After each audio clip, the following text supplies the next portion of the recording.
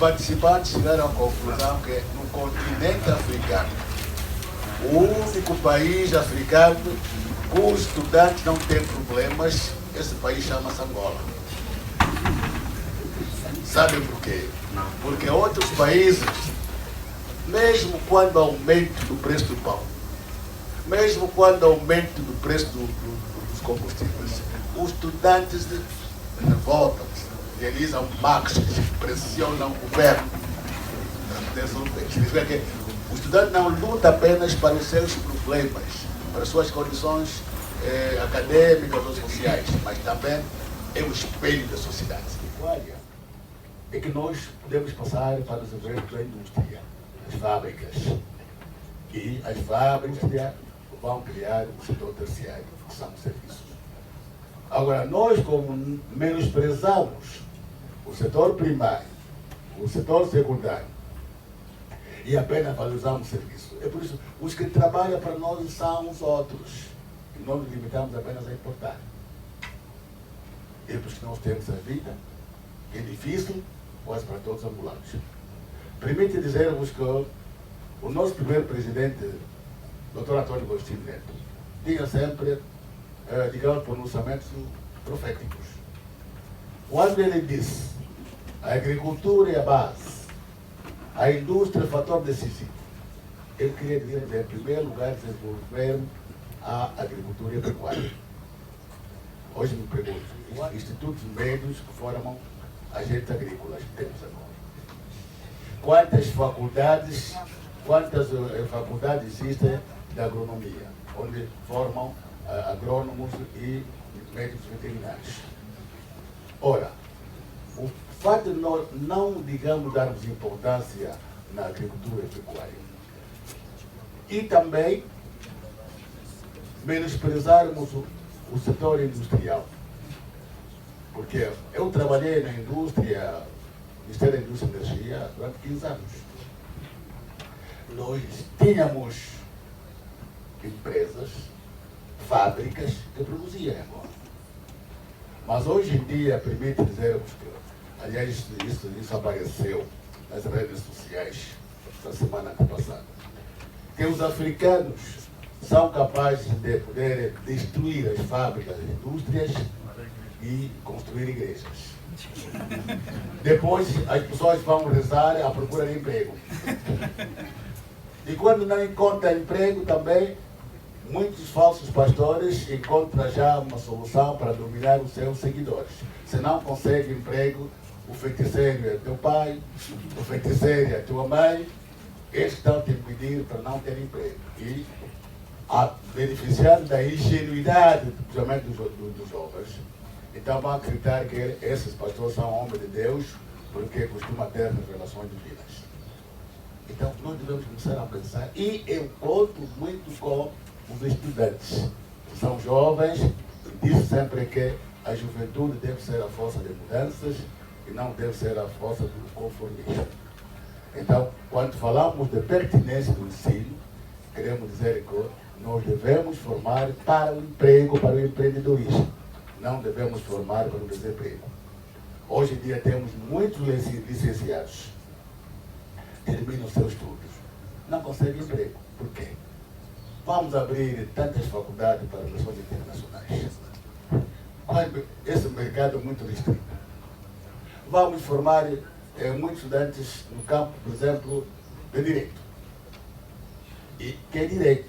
Um direito que não se baseia nos princípios do livro de Montesquieu, que dizia que as leis devem sair dos usos e costumes de cada povo.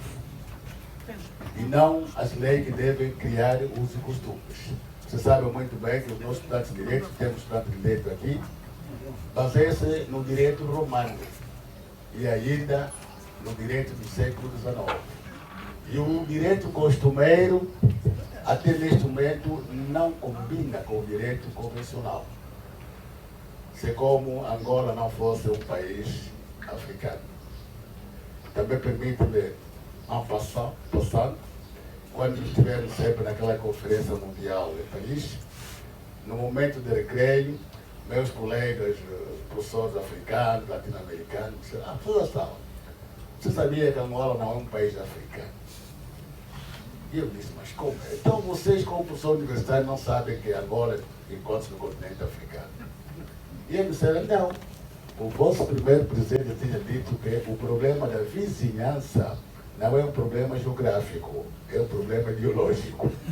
Por isso, os vossos vizinhos são os cubanos, os soviéticos e outros. Não são nem congolês, nem zambianos, nem namibianos. Bom, tem uma certa lógica, aquela piada que lançaram para mim. Mas é bom sabermos que Angola é um país africano, por isso é matéria de justiça, é matéria de ordenamento jurídico. Como todos os outros países africanos, há sempre uma combina, um casamento perfeito entre o direito convencional e o direito costumeiro. Uma boa formação de professores, exige bons afiliados, bibliotecas, e não só, também na qualidade do ensino, exige a aplicação da pedagogia universitária. Porque muitas vezes eu quando estou a brincar com os meus estudantes, costumo dizer, o ensino secundário, o ensino superior não pode ser ensino secundário prolongado. Porque a pedagogia que se aplica em Angola no ensino superior é a pedagogia do ensino superior, do ensino secundário. Porque no ensino superior, aliás, quase todas as universidades, o estudante está na faculdade nos dois tempos. De manhã recebe aulas teóricas, à tarde aulas práticas com os assistentes, que são assistidos, e depois disso vão para as bibliotecas. Bibliotecas em Angola é um desastre. Bom, outro tema que foi abordado, eu creio que os organizadores terão a possibilidade de ter os vossos e-mails para poder mandar o documento para vocês terem conhecimento. Outro problema, o problema da gestão universitária. Também foi justamente naquele encontro de Paris, onde foi dito que temos que democratizar o ensino superior em Angola. E com base nisso que começou naquela altura as eleições dos decanos, dos reitores, para poder aplicar essa legislação da Unesco, a democratização do ensino. Outro problema que foi abordado é o problema de financiamento do ensino superior. Lamentavelmente, em Angola, quase a única fonte para o financiamento do ensino superior é o Estado. Mas não deve ser apenas o Estado a financiar o ensino superior. Grandes empresas, até fundações, também devem financiar o ensino superior. A própria população, através dos impostos, deve financiar o ensino superior. O ensino superior exige muitos fundos. E o último tema que foi abordado naquele encontro de Paris sobre a liberdade acadêmica. Na universidade só se deve ensinar a ciência, sem qualquer influência que seja de cunho religioso ou de cunho partidário. Significa que se existe, estou dizendo se existe partidarização do ensino superior, é bom despartidarizar o ensino superior, para nós podermos justamente cumprir com esse problema de liberdade acadêmica do ensino superior. Então, falei do problema da pertinência, falei do problema da qualidade, mas conforme se desenvolvi esse tema no texto de apoio, cada um, quando vai receber o tema, vai também aprofundar esse conhecimento. Por isso, para terminar a minha intervenção, gostaria apenas de deixar as seguintes palavras. Os estudantes devem evitar a linguagem com qualificativos discriminatórios para concretizar as palavras do primeiro presidente de Angola, Antônio Agostinho Neto. Angola, um só povo, uma só nação. Porque Angola é uma nação ainda em construção. Então devemos evitar aquela linguagem, aquele é nosso, aquele não é nosso, aquele é X, aquele é Y. Essa grande lição que vocês têm, como também me referi, que o estudante é o espelho da sociedade. Queremos começar a ver como acontece nos nossos países, os estudantes angolanos lutarem não só pelas suas condições de trabalho, de estudo, mas também o problema dos próprios angolanos. De guarda de estudo, anfiteatros, bibliotecas bem apetrechadas, são bibliotecas clássicas como virtuais. Deve também exigir a construção das cidades universitárias, onde deve construir lares para estudantes. Eu fico preocupado, não é orgulho, porque se isso acontecesse no meu país seria um orgulho. Quando vou ao estado de Namíbia, a 500 metros do campus universitário em Windhoek, existem 2 zonas residenciais para estudantes. Uma zona residencial é uma iniciativa privada, outra do Estado. O que significa que se nós tivéssemos já essa política no nosso país, aqueles estudantes que estão muito distantes da faculdade poderiam ficar de segunda a sexta-feira nos lares dos estudantes da cidade universitária e apenas no fim de semana irem visitar as famílias. E isso iria facilitar com certeza o problema de muitos que vivem em zonas longínquas, como citei o caso de Mulher e outros, que devem acordar às 4 da manhã, chegam na faculdade cansados, sem possibilidade de poder assimilar bem a matéria. Também encontrei, tanto na Universidade de Namíbia, como na Universidade de Kinshasa, como também na Universidade Federal da Viçosa, no Brasil, alguns metros da cidade universitária têm zonas residenciais para os professores, consoante o agregado familiar.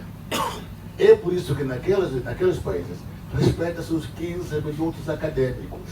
Significa que a aula começa às 8.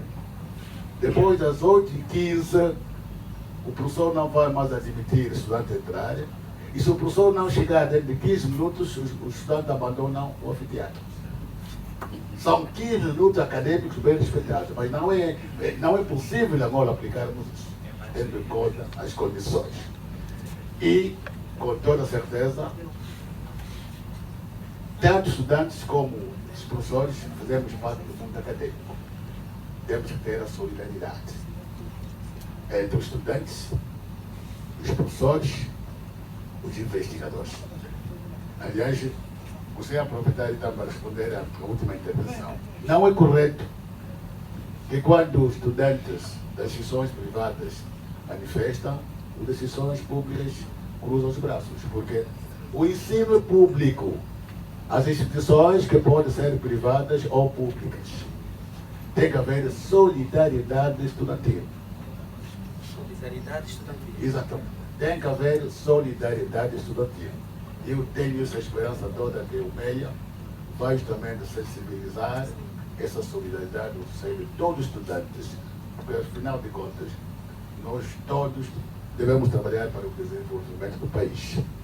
E permita-me citar uma expressão do estadista norte-americano, John Kennedy, que dizia: um bom cidadão não é aquele que diz o que o país fará para mim, mas aquele que diz o que eu farei para o meu país. Eu diria, se temos liberdade acadêmica, talvez a 20%, 30%. Porque, mesmo a nível de ensino superior, vigoram as famosas ordens superiores. Tivemos esse caso no momento das eleições, também vivemos esse caso em alguns docentes, principalmente as áreas mais sensíveis, é a área de história. Muitos professores de história, eles não se submetem à ciência, à verdade científica. Eles não defendem aquilo que eu chamo muitas vezes das verdades galileicas, mas defendem ordens superiores. Por isso, não gozamos ainda, nem que seja 80%, o problema da liberdade acadêmica. Porque a liberdade acadêmica diz que só devemos ensinar aquilo que a ciência comprova, a ciência. E quando devemos ensinar a ciência, eu gostaria de dizer aqui, as ciências reveladas e não as ciências ocultas. Eu repito, as ciências reveladas e não as ciências ocultas. Estou a dizer isso porque eu tenho conhecimento de muitas confissões que ensinam ciências ocultas. Ensina os membros como voar durante a noite, com que instrumentos. Tenho o nome dessas confissões e também já informei as autoridades governamentais. Fosse ministro, se fosse ministro, a primeira coisa que eu faria é Angola aderir imediatamente à Convenção da Arusha, é Angola, digamos, começar a preparar devidamente o corpo docente é preparar a nível de pós-graduação stricto sensu, isto é, mestrado e doutoramento, e íamos facilitar a mobilidade docente, significa que os professores estrangeiros, consoante os seus conhecimentos e experiência, poderiam ser convidados para vir dar aulas em Angola. Como também os nossos deveriam primeiro sair de Angola para ir dar aulas em outras universidades. Porque a universidade vem da palavra universo. O professor universitário não fica no mesmo país de janeiro até dezembro, como no nosso caso. Deve movimentar-se. E também, conforme acabei de dizer, vamos criar orientações para que na realidade se aplique a pedagogia universitária. A pedagogia universitária diz, por exemplo, um assistente estagiário não pode ser agente de uma cadeira. Mesmo um assistente. Eles assistem os professores. É por isso que em Angola temos, na estrutura de carreira docente, temos primeiro assistente estagiário, assistente, professor auxiliar, professor associado e professor catedrático. Mas no nosso país, por razões puramente mercantis, principalmente as instituições do ensino superior, as instituições privadas, não aceitam muito admitir aqueles que estão nas últimas categorias, professores associados e professor catedrático. Preferem os assistentes estagiários e assistentes que vão pagar menos. E isso está a diminuir a qualidade do ensino. E por que não adere, então, à Convenção de Arusha? Bom, não adere à Convenção de Arusha. Eu penso que as relações são palpáveis. Eu talvez vou responder essa pergunta por uma outra pergunta. Eu, por acaso, estou a ensinar na Universidade de Cristina desde 1988. Eu nunca dei aulas a um filho de um ministro, nem tão pouco a um filho de um presidente e ainda pouco de um general. Então, por quê? É a pergunta que me coloco. Por isso, creio que até uma vez estive numa festa na Embaixada Americana. Eu vi uma alta autoridade do partido no poder a dizer: eu nem tão pouco posso mandar o meu cão a um médico veterinário que estudou em Angola. Então, em resumo, diria que não dão importância na qualidade do ensino, porque mesmo quando tem dor de dente, eles não vão para o nosso hospital, diretamente pegam o avião, está no exterior. Então, se vocês seguirem um exemplo, que está passando agora nas redes sociais, o presidente dos Camarões, Paul Biya, completou 80 anos, alugou um grande hotel na Suécia para festejar os seus 80 anos. E quando a comunidade tomou conhecimento e invadiram o hotel, espalharam todas as mesas e os bens que estavam naquela festa. Porque na realidade é uma vergonha para nós africanos. E como também gostaria de dizer aqui, quando é que nós vamos continuar a valorizar os nossos dirigentes africanos? Quando vamos começar a valorizar os povos que eles governam? Então, essa resposta que eu posso dizer que é por razões puramente falta de vontade política. É por isso que não quero também até agora aderir à Convenção da Arusha. No centro da cidade. Ficam fora do centro da cidade. Para poder permitir todas as faculdades estar na mesma zona geográfica, ter o hospital universitário, ter a biblioteca central e a biblioteca das faculdades, ter, por exemplo, até outras infraestrutura necessária para a vida dos estudantes. Porque quando se fala de cidade universitária, significa tudo se encontra lá dentro. Até bancos, supermercados, tudo. E até rede de transporte público. Isso facilita a extensão também. Exatamente, deve chamar cidade universitária. E ele continuou ainda a dizer que se o estudante estiver na periferia, essa coisa de acordar muito cedo e chegar completamente cansado e a transpirar nas escolas da cidade, de que forma é que ele podia contribuir para o desenvolvimento do país? Eu acho que já toquei essa questão quando disse que existindo as cidades universitárias, deveria se evitar essas marchas longas do estudante. Quando o estudante está cansado, primeiramente, não terá plenamente concentração suficiente, motivação suficiente para poder aprender a matéria. E depois, também um fenômeno, aliás, talvez que se eu fosse ministro, em todas as universidades é onde eu passo. O estudante fica à disposição da faculdade no período de manhã e no período da tarde. Nos 2 períodos. À noite já não. À noite para a biblioteca. À noite depois, por exemplo, lá onde estudei. De manhã tínhamos aulas teóricas, dadas pelos professores, não doutorados, e alguns mestres não licenciados. Depois, à tarde, os assistentes, por isso que há sempre grupos de trabalho.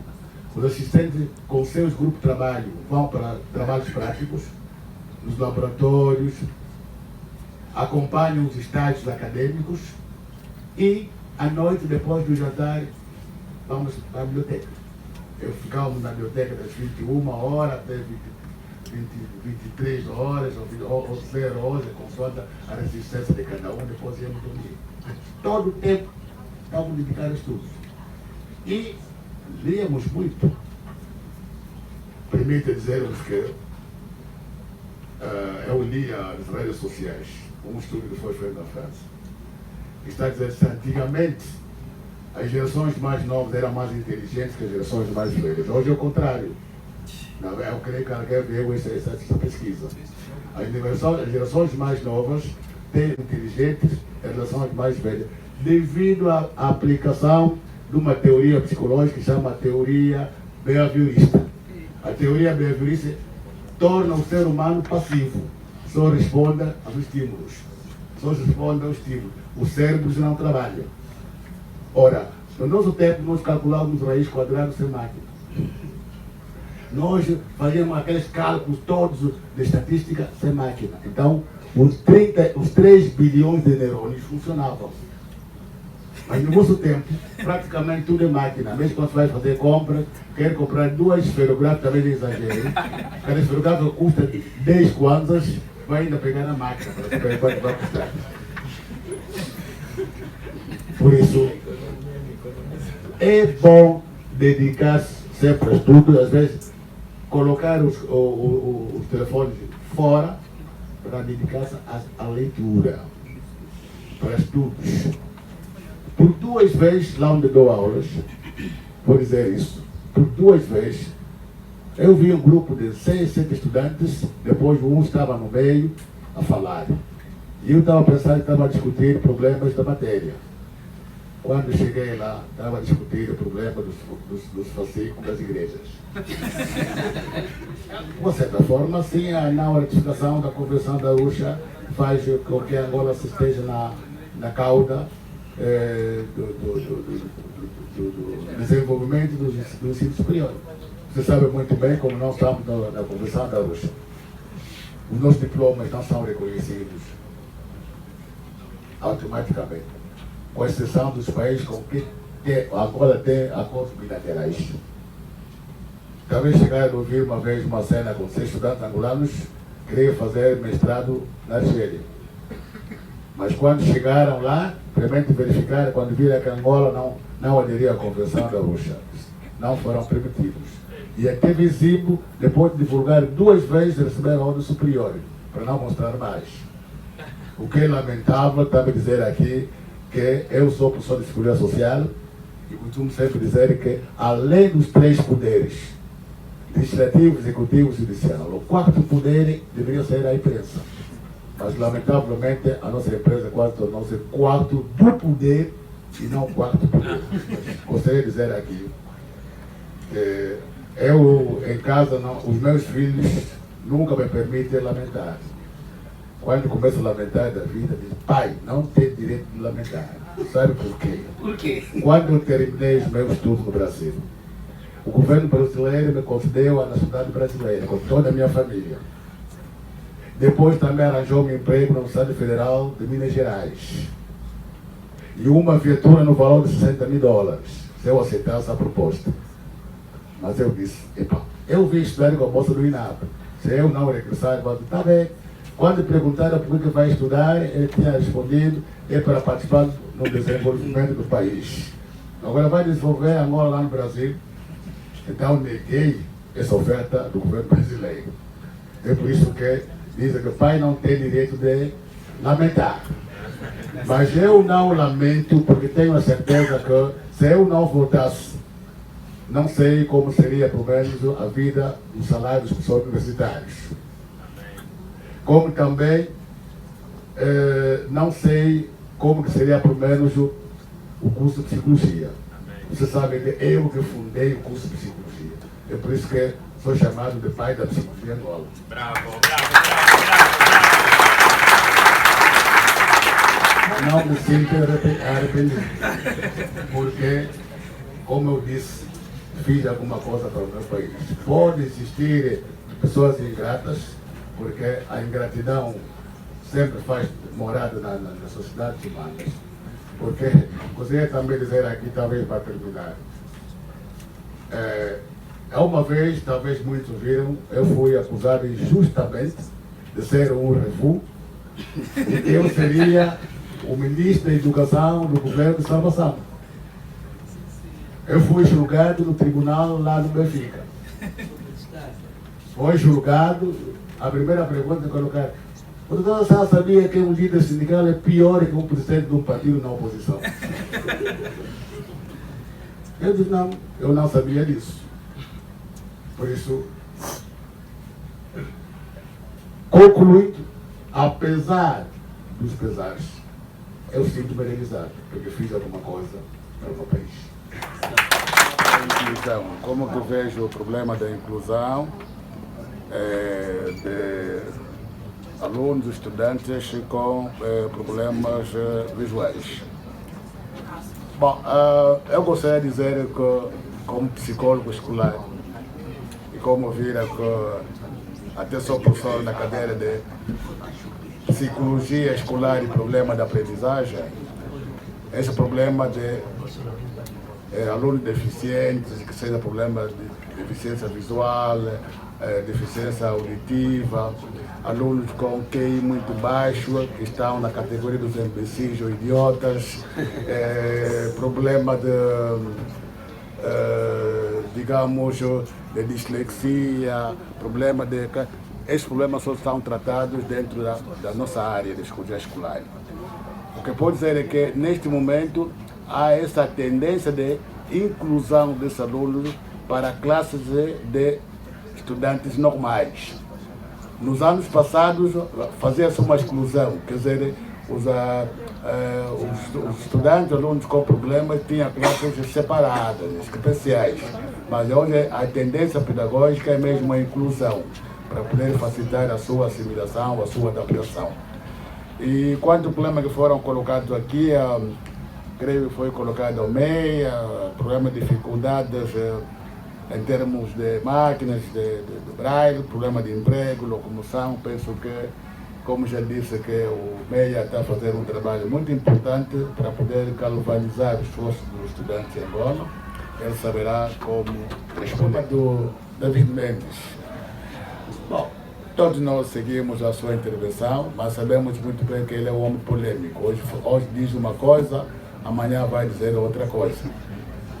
Por isso, o sindicato, na voz do seu secretário, lamentou apenas essa posição, porque um acadêmico deve ser convergente nas suas intervenções. É a única coisa que gostaria de dizer, para não atribuir qualificações negativas. Eu penso que é por isso que eu defendo sempre a valorização das línguas nacionais, porque uma língua não é apenas um instrumento de comunicação, mas também um veículo cultural. Repito, a língua não é apenas um instrumento de comunicação, mas também um veículo cultural. O que significa que nós devemos valorizar as nossas línguas, porque desvalorizando as línguas estamos a perder as nossas culturas. E um povo sem cultura é como uma árvore sem raízes.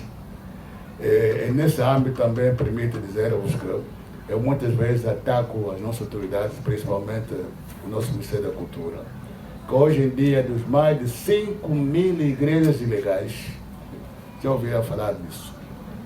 Praticamente os ensinamentos, as pregações acontecem em Lingala. Lingala não é uma língua nacional. Estamos a perder a cultura. Onde que eu preciso de chegar? O presidente não pode culpar os estudantes, porque na minha língua aqui, Congo, disse que se você encontrar uma criança com o cabelo amarelado, a culpa é dos mais velhos, porque eles não conseguiram alimentar devidamente a criança. É a resposta que posso dar. Como já disse, não existe povo sem cultura. E nós não devemos continuar a apoiar os colonizadores que disseram que encontraram um deserto cultural em África. O problema que focou o nosso último interveniente. Eu, quando era, quando estava na Assembleia do Povo, eu estive lá como membro da Assembleia do Povo, uma vez um deputado apresentou um projeto para poder legalizarmos a homossexualidade. Mas ela foi combatida e nós dissemos que a homossexualidade não faz parte da realidade cultural africana e ainda pior de Angola. Por isso, creio que a única coisa que eu posso dizer é que nós devemos continuar a valorizar as nossas culturas, porque não existe um povo sem cultura. Não devemos, favorecer hoje em dia uma colonização cultural que nós estamos a sofrer no nosso país, senão vamos afirmar aquilo que dizia o nosso primeiro presidente Agostinho Neto, que Angola é um corpo inerte em que cada abutre vem debicar o seu pedaço. É isso que tornou-se de Angola. Tornou-se um corpo inerte, principalmente no campo da religião. Obrigado. Exigir tudo o que eles têm direito para que eles estudam com o mínimo de condições.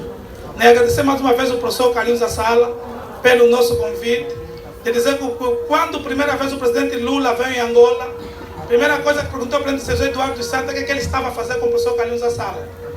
O presidente Lula tinha noção da grandeza do professor Carlinhos Assala, porque ele teve notas excelentes no Brasil.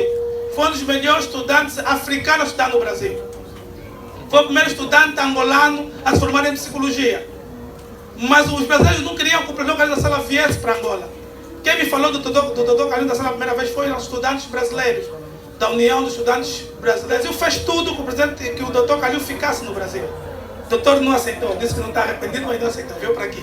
O presidente Lula, quando chegou em Angola, perguntou ao presidente Eduardo Santos o que ele estava a fazer com o doutor Carlinhos. Se já era ministro da Educação, se tinha um cargo dentro do processo governativo. Infelizmente não tinha nenhum cargo. Mas nós estamos perante, para nós, a um indivíduo que se compara a Paulo Freire no Brasil. O doutor Carlinhos tem uma dimensão internacional. O doutor Carlinhos é o máximo, é o nosso Paulo Freire. Tem um nível, fez vários trabalhos de pedagogia, tem uma vida dedicada a Angola, uma vida dedicada à academia. E nós gostaríamos que dia 26 o doutor Carlinhos Assala viesse novamente para aqui, porque nós temos uma homenagem a fazer ao doutor Carlinhos Assala pelo contributo, a dedicação que deu à educação angolana. Porque queremos fazer uma homenagem ao doutor, né, pelo esforço, a dedicação, essa vida toda que deu para a educação angolana. Né, foi o doutor que trouxe a psicologia em Angola, foi o doutor que criou a psicologia, foi o doutor que implementou a psicologia nos hospitais e nas escolas. A todo o contributo que o doutor deu à educação em Angola. Né, ao facto do doutor não se limitar a ficar no Brasil, com as condições todas que o governo federal tinha criado para o senhor decidiu vir viver aqui, estar aqui em Angola, e nós, se não tivesse aqui, não teríamos, se calhar a psicologia não teria chegado em Angola. O doutor veio e veio com a psicologia. Muito obrigado por esse contributo, muito obrigado por essa coragem, muito obrigado por tudo o que fez pela educação, pela Angola e pela pátria. Eu gostaria que batesse uma salva de palmas do doutor.